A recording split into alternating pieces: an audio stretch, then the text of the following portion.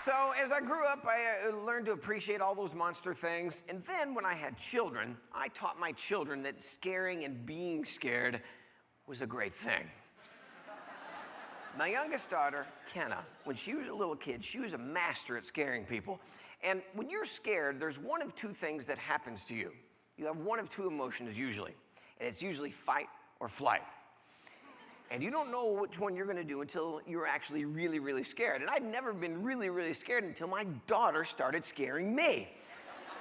This little twerp could jump out of nowhere in the middle of the darkness and like, wah! And I wasn't a flight. I didn't scream like a girl and run away. I started punching. The worst was when I was upstairs in the master bathroom. I was cleaning a toilet. I had the plunger. I was plunging the toilet. I got finished. I was walking down the hall, middle of the night like this. She jumped out of nowhere. My first reaction was like, whoa! And she's like, hey, Dad almost killed me with the plunger. Woo! She's laughing. That little kid would hide underneath my desk in my office. I had a desk that was fully enclosed. We'd sit underneath it. There was a little cave under there. She learned to hide under there. She would sit there patiently. That's what's so evil about it. She would wait for 10 minutes and then reach out and grab my legs and be like, she eventually learned to take a pillow with her. She'd be like, ah, what the, oh. Now, as they got older, I stopped scaring them, they stopped scaring me, but eventually my daughters and I figured out that scaring dogs is a fun thing to do as well. And one of our favorite dogs to scare is my little dog, Rhodey. Rhodey is a 5-pound miniature pinscher. And it's great scaring little dogs because they can't do anything to you. You know those candy bowls at Halloween that have the hand? Don't get ahead of me here. That have the little rubber hand that sticks up when you reach in to get the candy, it goes like this. First couple of times, like, oh, that's really funny. That is not a candy bowl, that is a dog bowl. Oh, yeah. So I thought this up, and the girls were at the house, and I'm like, girls, watch this. This is genius. They're like, what are you doing now, Dad? I'm just watching. This is great. I took the candy bowl. I poured out the candy. I put a piece of hamburger in the bottom of the bowl right in front of the hand. I put the bowl on the ground. Rhodey's come running in. They're like, Dad. They're like, Dad, oh, my gosh, this is hilarious. I'm like, shut up. Here she comes. Rhodey comes running in. She's like, oh, look, there's a hamburger in the bowl. She puts her head in the bowl, back of the head. Rhodey's looking around like, what the hell? Who hit me? I'm just trying to get the hamburger. The girls are like, wah! Rhodey goes back. Then she figures out it's a stupid bowl. She's pissed at the bowl now, but she wants to get the damn hamburger. 10 minutes later, she's still trying to get the frickin' hamburger.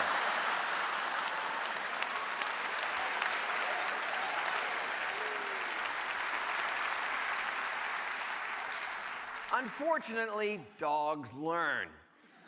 To this day, Rhodey will not eat or drink out of a bowl that she's never met.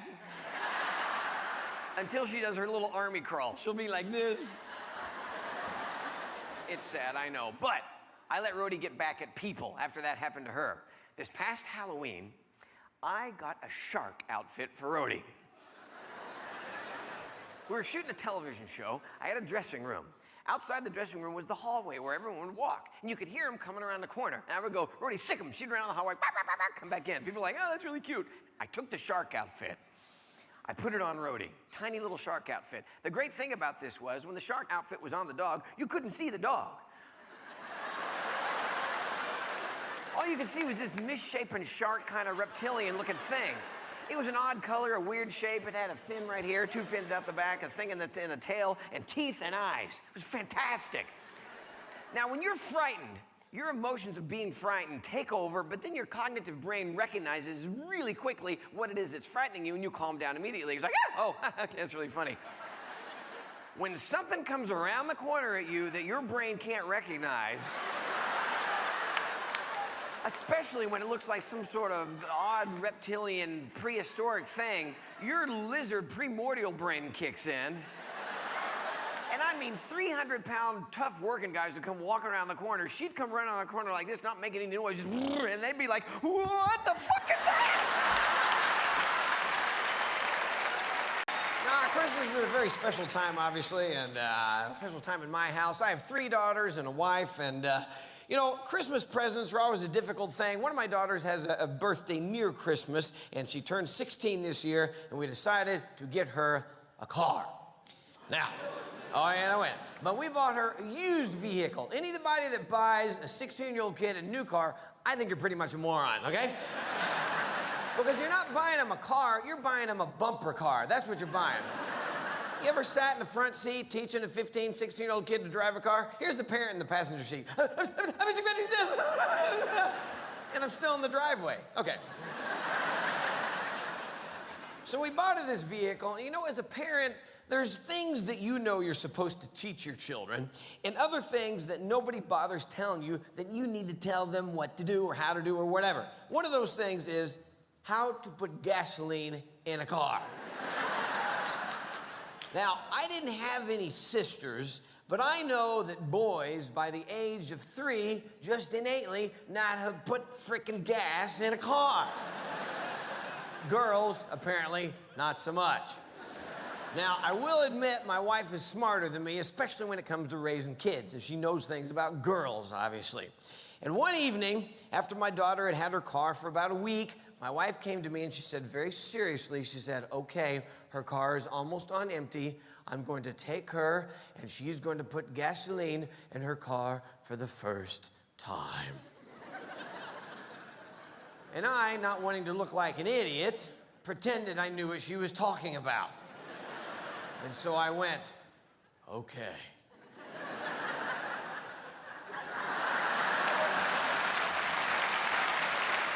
A little while later, they came back from putting gas in the car.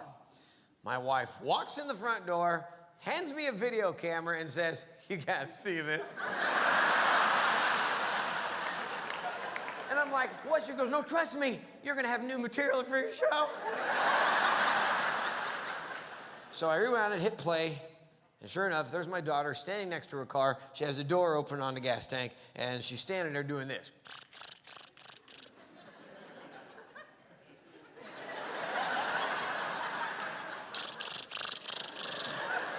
Mom, it won't open. Now, the first indication that my wife can be a very cruel woman when she wants to be is what she did to help the child. Nothing.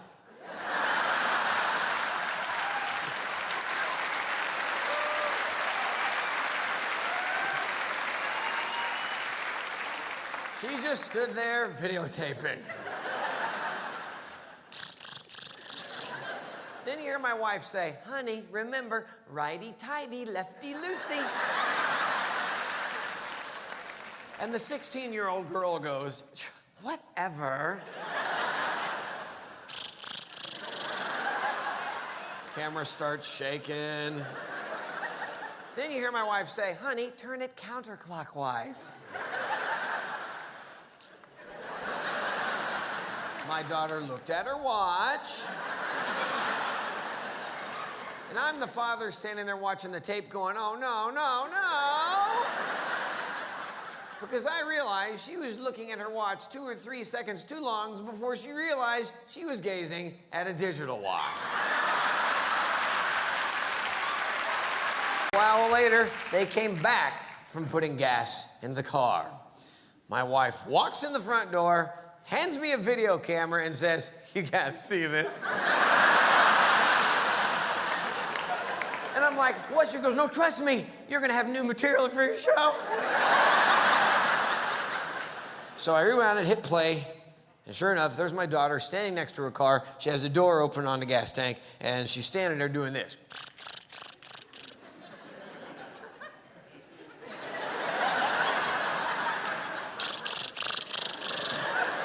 Mom, it won't open. Now, the first indication that my wife can be a very cruel woman when she wants to be is what she did to help the child. Nothing.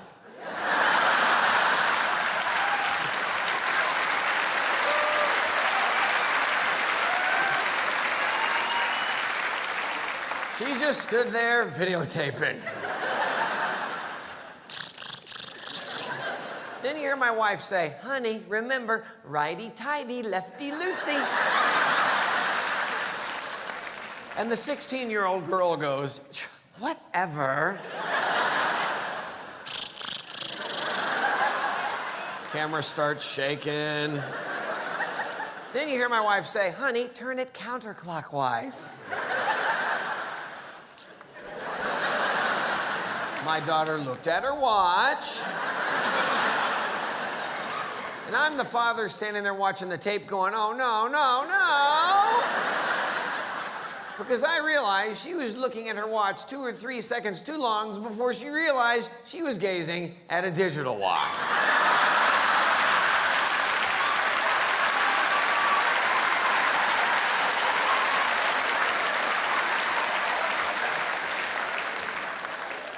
To answer your question, yes, she's blonde.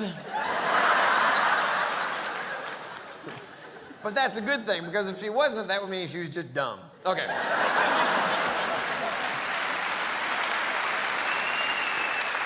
So she finally figures out, okay, turn it to the left, pulls the cap off, and of course we have those, 4, 5, 6-inch plastic leashes on a gas cap.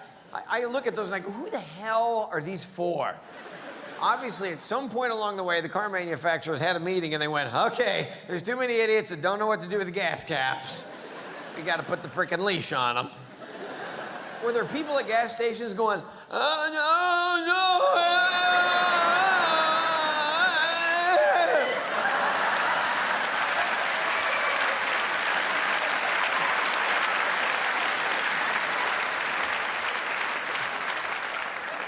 And then to add insult to injury, they put that little rack thing inside the door. And these same people are supposed to know, oh, you're gonna take the gas cap and hang it there. That's very organized. Thank you. No, those people are going, ah.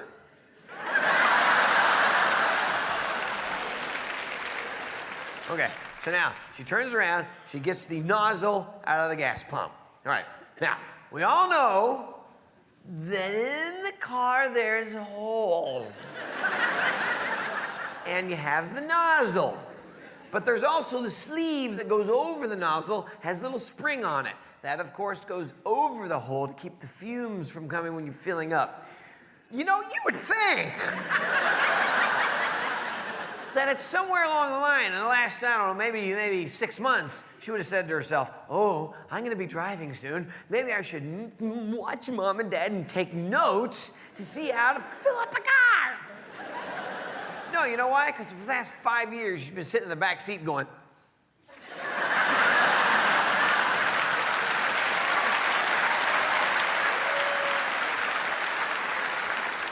my parents are so stupid. LOL. Hey, here's the picture of my foot.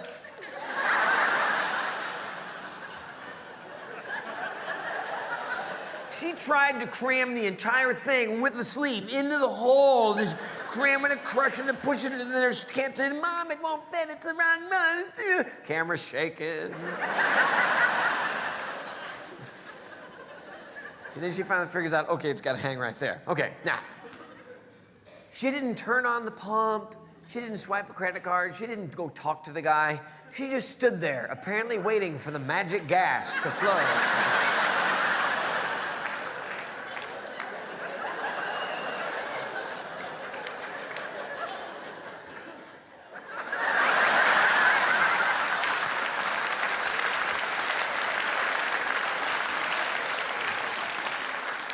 And then she started doing this, realized nothing was going on. She was like, reaches over, squeezes the thing.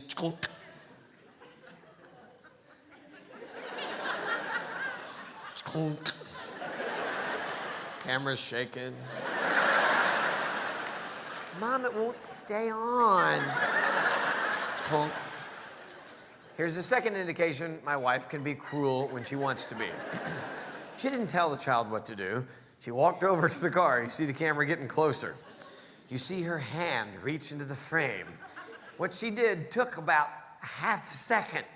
This is cruelty to children. She reaches in, squeezes the thing with her pinky, flips it shut like this to keep it squeezed, hand out of the frame. My daughter goes, Mom, how'd you do that?